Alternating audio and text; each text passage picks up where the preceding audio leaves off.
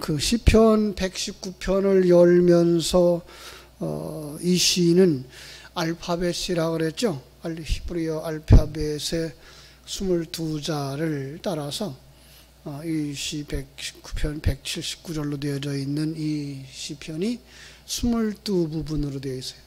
놀라운 건 그 한 단어로 시작되는 알렙이면 알렙으로 시작되어지는 절수가 8절, 또 베타면 베타로 시작되어지는 절수가 8절, 이렇게 해서 이제 쭉 22개의 그 알파벳 순서대로 따라서 했더니 179절이었던 것을 볼 수가 있습니다.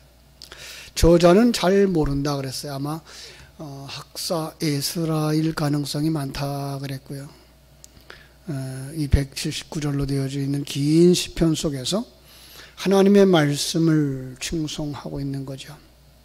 지난 주일에는 이 말씀이 기초가 되지 않아서 신앙이 흔들거리고 성숙되지 못한다. 그러나 정말로 바른 믿음에 굳게 서 있다면 하나님의 은혜 받을 때, 그리고 하나님께서 위로하심을 기다리면서 포기하지 말자. 그리고 기도하면 반드시 응답하신다. 다시 한번 자기를 점검하고 하나하나 자기 것으로 만들어라 그랬습니다. 오늘 말씀도 그 속에 있는 의미의 부분들인데요. 49절로 56절에서 환난 중에, 고난 중에 말씀의 위로와 소망을 가지게 하신다. 이제는 아랫부분 57절에서부터 64절 부분에서는 계명에 따른 생활, 즉 가르쳐 주소서 그 삶을 살겠습니다, 순종하겠습니다 하는 결단의 부분입니다.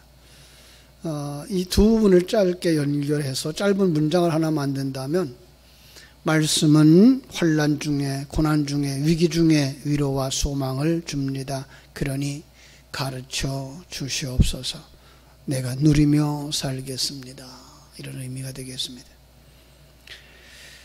주일 설교 말씀 속에서도 믿음을 가졌고 말씀을 믿었고 기도하는데, 그런데도 현실 세계에 도움이 되지 않는 것 같더라.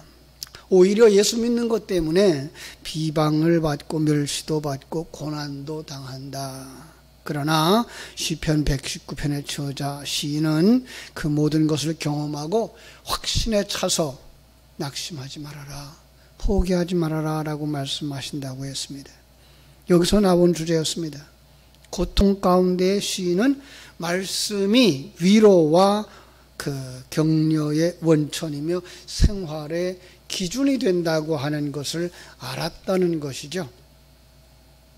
그래서 고난 중에서, 그죠? 위로가 되는 말씀, 이건 이제 짜인이라고 하는 7번째 단어로 시작되는 부분이에요. 주의 종에게 하신 말씀을 기억하소서. 주께서 내게 소망을 가지게 하셨나이다. 결국 말씀은 뭐 한다고요? 우리에게 소망을 주신다고요. 여러분, 우리가 말씀을 그동안 배우면서 살아왔고요, 말씀을 읽으면서 살아왔고요, 예배드리면서 말씀을 들으면서 살아왔어요. 그런데 우리가 뭐가 있어야 돼요? 그럼 소망이 있어야 되는 거죠. 어떤 소망이에요? 물론 당연히 이 세상적인 소망만 이야기하고 있는 건 아니죠. 물론 역사적인 그 해석을 한다면 출애굽했던 이스라엘 백성들을 광야에서 어떤 소망이에요? 가나안 땅에 들어가는 소망. 바벨론에 포로되어졌던 사람들에게 귀국해서 성전 건축하는, 재건하는 소망. 근데 이런 것들을 통해서 우리에게 뭘 담아서 전해주신다고요? 우리가 천국의 백성으로 완성되어지고 우리가 성전으로 완성되어지는 것을 소망하게 된다라는 것, 소망하도록 만든다라는 거죠. 이 세상을 통과해서 아들로 완성되어서 천국에 들어가고, 그죠? 천국을 상급으로 받는 거죠. 우리의 진정한 소원이 되고 소망이 되어야 되는 것이 바로 여기에 있는 거죠. 이 믿음 놓쳐버리면 시편 73편의 전반부의 이야기처럼 세상 사람들을 보는 눈으로 세상을 보고 자기를 볼 때 넘어질 뻔한다. 그죠? 넘어질 수밖에 없다.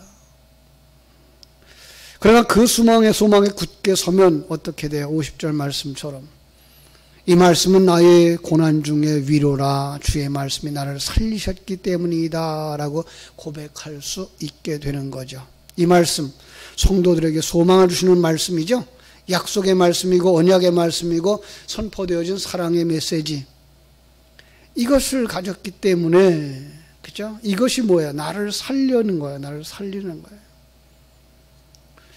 여기 보면 고난 중에라는 말 속에서, 그 속에서 조롱하는 상황을 우리가 볼 수가 있고요. 그죠? 참 51절은 그런 조롱하는 사람들 나타나고 있는 걸 볼 수가 있어요.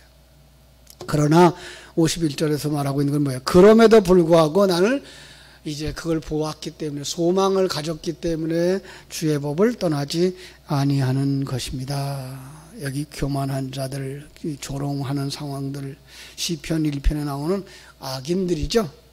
오만한 자들이고요. 성경이 말하는 하나님이 없다 하는 자들, 그들이 조롱하는 거예요. 이스라엘을 포로로 잡아놓고 바벨론에서, 그죠? 바벨론 사람들이 얼마나 조롱했겠어요. 당신들이 하나님이 도와서 애굽에서 나왔다며, 광야길 40년을 거쳐서 가나안 땅에 들어갔다며, 그래 다윗 왕국도 그렇게 건설했다며, 그런데 지금 너희들의 모양이 뭐야? 네 꼴 좀 봐. 여러분, 세상이, 우리 친구들이 지금 우리를 그렇게 조롱하고 있지는 않나요? 세상적으로 내놓을 게 없어. 그래 답변도 못해. 그때 위로를 주시는 말씀이 뭐라고요? 그때 소망을 주시는 말씀이 뭐라고요? 말씀이라고요. 그죠? 스데반이 돌에 맞아 죽을 때 사울도 그와 동조하는 이들을 뭐라고 조롱했을까요? 야, 하나님이 어디 있게 너 생명도 지켜주지 못하니? 여러분, 뭐라고 답하시렵니까? 조롱하고 있는 그들을 향하여서. 세상의 관점에서 그렇게 판단하고 말할 수밖에 없어요. 그러나 우리는 그 세계만 사는 사람들이 아니죠. 하나님의 나라를 사는 사람들이에요. 영적인 세계를 사는 사람들이에요. 그 말씀 속에서 비춰주신 그 하나님 나라를 소망하면서 사는 사람들이죠. 스데반은 어때요? 그 과정을 통해서 천국에 들어간 거죠. 눈물도 없고 고통도 없는 새 하늘과 새 땅, 생명수 강이 흐르는, 그리고 하나님의 임재로 충만한 그 아버지의 품에 안기는 나사로 같이 아버지의 품에 안겼단다. 완성되어져. 예. 정말 하나님이 원하시는 그 모습으로 완성되어져 하나님 나라에 들어간 거예요. 그게 뭐예요? 위로가 되는 말씀인 거예요. 여러분, 거기서 위로를 받을 수 있어야 되는 거예요. 그 위로가 우리 속에 있어야 되는 거예요. 그래야 이 세상에서 남보다 높은 지위에 올라가지 못해도 감사할 수 있고, 남보다 잘 살지 못해도 감사할 수 있고, 남보다 조금 더 고난을 당한다 그래도 감사할 수 있는 거죠. 그 고백이 56절에 나와요. 내 소유는 이것이니 곧 주의 법도들을 지킨 것이니이다. 원인과 결과를 바꿔서 읽어보시면 어떻게 될까요? 내가 가진 이것은 내가 법도를 지켰기 때문입니다. 저보고 의역을 하라 그러면, 내가 법도를 지켰기 때문에 나는 이것을 가졌습니다 라는 거죠. 이것이 강조되고 있는 거예요. 이것이 뭘까요? 오늘 본문에서 본다 그러면 50절부터 55절까지 언급한 내용들이에요. 그리고 이제 이 말씀 뒤에 있을 57절부터 64절까지 언급하고 있는 거예요. 아니, 어떤 면에서는요, 성경 전체를 통해서 자기 백성에게 약속한 모든 것들인 거예요. 여러분, 그게 뭐예요? 구원의 감격이에요. 여러분, 구원이 무엇인지 아는 사람만 구원에 대해서 감격할 수 있는 거죠. 거듭나고 나니까 하나님의 관점이 보여. 하나님의 가치관이 보여. 하나님의 일하심이 보여. 그 과정을 통해서 우리를 하나님의 아들로 만들고 계신 하나님의 그 일하심이 느껴지는 거예요. 그러면 어떻게 될 수 있어요? 그 상황 속에서 평안할 수 있어요. 그 상황 속에서 평안할 수 있어요. 두려워하지도 않아요. 죽도록 충성할 수 있어요. 그걸 뭐라 그래요? 주의 법도를 지켰기 때문에. 말씀을 흘려보내지 아니하고 가슴에 담고 있었기 때문에 그 말씀이 생명이 되어져서 말씀에서 능력이 나와서 그게 가능한 거예요. 이런 은혜가 이 새벽을 깨우는 여러분들에게 있기를 주님의 이름으로 축원합니다. 이제 여덟째 부분이 57절부터 64절인데요. 헤드라고 하는 이 알파벳으로 시작되는 단어예요. 무엇이라고 그랬죠? 계명에 따른 생활을 가르쳐 주소서. 내가 그 삶을 살겠습니다. 누리겠습니다. 순종하겠습니다. 어떻게 그 생활, 그 누린 그 인고의 시간을 지낼 수 있었느냐? 57절에서는 그런 거죠. 나의 분깃을 본 거예요. 여호와는 나의 분깃입니다.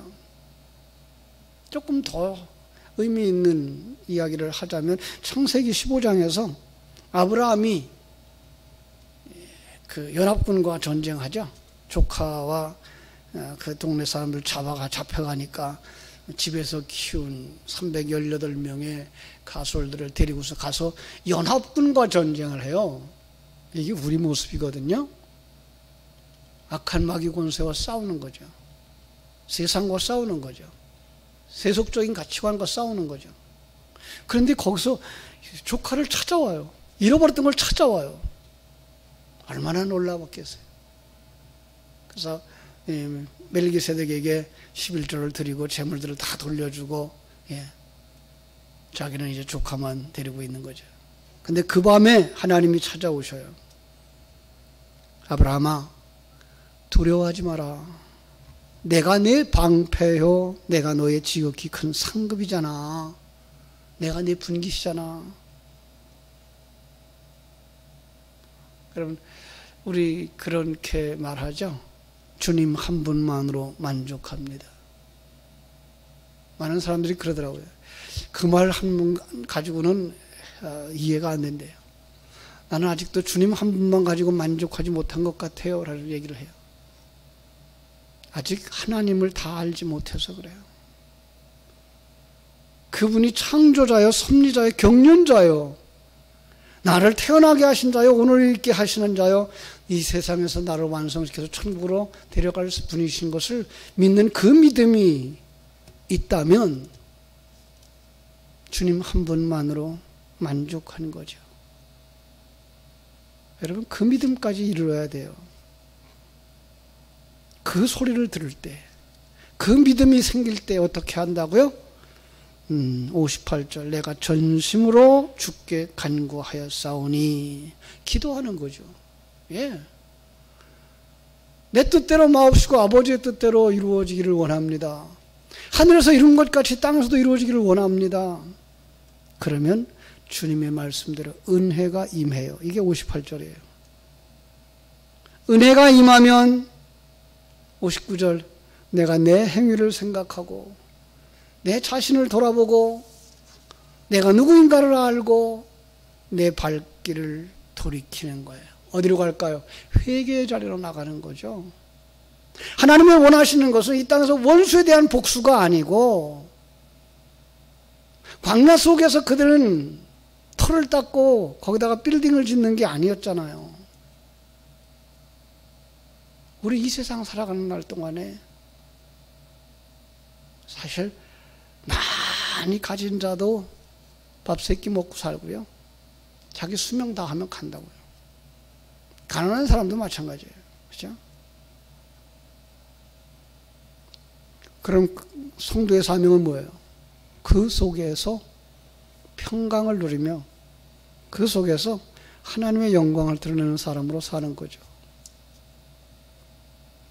그 자리가 어떤 자리예요? 60절, 주의 계명을 지키는 자리. 비록 그들이 삼손을 묶듯이, 예수님을 묶듯이 줄로 나를 두루 얽맨다고 하여도, 61절이죠. 나는 오히려 감사하겠습니다. 62절, 내가 주의 의로운 규례로 말미암아 밤중에 일어나 주께 감사하리이다. 가능하겠습니까? 가능하게 되기를 축복합니다. 그래야 삼손을 이해할 수 있고, 그래야 구원이 진정으로 이러할 수 있는 거예요. 밤중에 일어나 문자적으로 밤을 생각해도 나쁘지 않아요. 남들이 깊은 잠에 빠져 있는 시간에 이 새벽에도 일어나서 말씀을 묵상하고 감사했다. 우리도 그러고 있어요. 그죠? 그러나 조금 더 영적인 안목으로 본다면 밤중에가 어디가 밤중이에요? 니고데모가 밤중에 예수님을 찾았어요. 밤이라고 하는 것들은 시간과 공간 세계가 얘기를 하고 있는 거예요. 빛이 없는 바로 그 장소. 그렇죠? 안전병이 자리에서 일어나는 거예요. 거기서. 여러분, 안전병이는요, 코앞에 닥친 문제만 본다고요. 남들의 발걸음만 보고요, 떨어지는 동전만 본다고요. 그러나 거기서 일어나면 어떻게 될까요? 하나님의 안목을 가지고 세계를 볼 수 있죠. 하나님의 안목을 가지고 자기를 볼 수 있죠. 그러면 뭐 할 수 있어요? 감사하죠. 그죠? 나는 주를 경외하는 모든 자들과 주의 법도를 지키는 자들의 친구라. 친구. 여러분, 그냥 가까인 관계 정도가 아니라 나의 모든 것을 다 나누어 줄 수 있는 관계. 그래서 예수님이 우리를 친구로 삼았다. 친구라고 한다라는 거예요. 이 주님의 모든 것을 다 우리에게 주기 때문에. 어떤 사람들과 여호와를 경외하고 그의 법들을 준수하는 모든 자들을 마음에 두고서 그들과 자신을 동질화시키고 있는 거예요. 그래서 다시 한번 강조합니다. 여호와여 나를 가르쳐 주소서. 64절입니다. 여호와여 주의 인자하심이 땅에 충만하여 싸우니 주의 율례들로 나를 가르치소서. 사랑하는 여러분, 오늘 말씀을 묵상할 귀한 시간에 이 환경 속에서, 이 고난 속에서 진정한 위로와 소망을 가지고 있는가? 무엇으로 위로를 받을 수 있을까? 환경이 변하여 위로되어지는 게 아니라 하나님이 주신 것을 누릴 줄 아는 사람 되어져야 거기에 진정한 위로가 있고 감사가 있거든요. 하나님을 아는 것이 복이고요. 그 말씀, 그 비결은 말씀을 먹고 말씀을 되새김질하고 그 말씀을 사모하고 그 말씀을 들음으로, 배움으로, 가르침을 받음으로 그 삶을 누리고 실천하고 그렇게 살겠다고 결단하는 이 새벽, 하나님께서 마가의 다락방에 내려주셨던 성령의 충만한 은혜를 여러분 모두에게 부어주시기를 주님의 이름으로 축원합니다. 기도하겠습니다. 하나님 우리 아버지, 하나님의 크신 은혜, 크신 사랑 감사하고 감사합니다. 하나님, 이렇게 소중하고 생명력 있는 말씀을 우리에게 허락하여 주셔서 다시 한번 말씀을 되새김질하며 하나님의 은혜 자리에 나가기를 원합니다. 아버지 하나님, 다시 한번 우리 모두를 깊은 은혜의 자리로 인도하여 주시되 말씀이 우리를 이끌어갈 수 있게 하여 주시고 그 말씀 속에 담아주신 위로와 소망이 바로 다른 사람을 위한 위로와 소망이 아닌 나에게 주어지는 위로요 소망인 것을 보고 아멘으로 받아서 누리는 자리로 들어갈 수 있게 하여 주시옵소서. 그리고 그 속에서 진정한 위로의 원인이 무엇인지, 진정한 소망의 원인이 무엇인지를 진정으로 발견함으로 말미암아 감사할 수 있게 해주시고, 그리고 하나님의 자녀답게 살기를 간절히 소원하면서 주님 가르쳐 주시옵소서, 말씀하여 주시옵소서, 그것이 생명이 되게 하여 주셔서 누려지게 하여 주시옵소서, 순종하게 하여 주시옵소서. 부르짖어 기도할 수 있는 이 새벽, 아버지 하늘의 신령한 복으로 이 땅을 기름진 것으로 평강의 복으로 채우시고 역사해 주시옵소서. 오늘 하루도 우리가 어떤 일을 만날지 알지 못합니다. 아버지 하나님, 우리에게 주어지는 모든 환경들은 우연히 와진 환경도 아니고 다른 사람 때문에 와진 환경도 아닌 하나님이 인도하시는 환경이고 그 속에서 우리를 하늘나라 백성으로 만들기 위해서 일하시는 하나님인 줄 아는 믿음이 있어. 아버지의 손에 의지하고 아버지를 바라다보고 아버지의 뜻을 따라갈 수 있는 복 있는 사람들이 되도록 도우시고 역사해 주시옵소서. 주의 크고 놀라우신 은혜가 이 시간도 은혜 사모하며 잠을 깨우고 새벽을 깨워 주님 앞에 나온 사랑하는 귀한 성도들 심령 속에 주님의 몸된 교회 안에 이 나라의 모든 영역 속에 일어나 어려움에서부터 극복되어지는 사람들, 고난 속에서도 감사하고 감격하고 활력을 얻는 사람들이 되게 하여 주시옵소서. 오늘 하루의 삶도 주님께 부탁드리며 거룩하신 예수님 이름으로 기도하옵나이다. 아멘.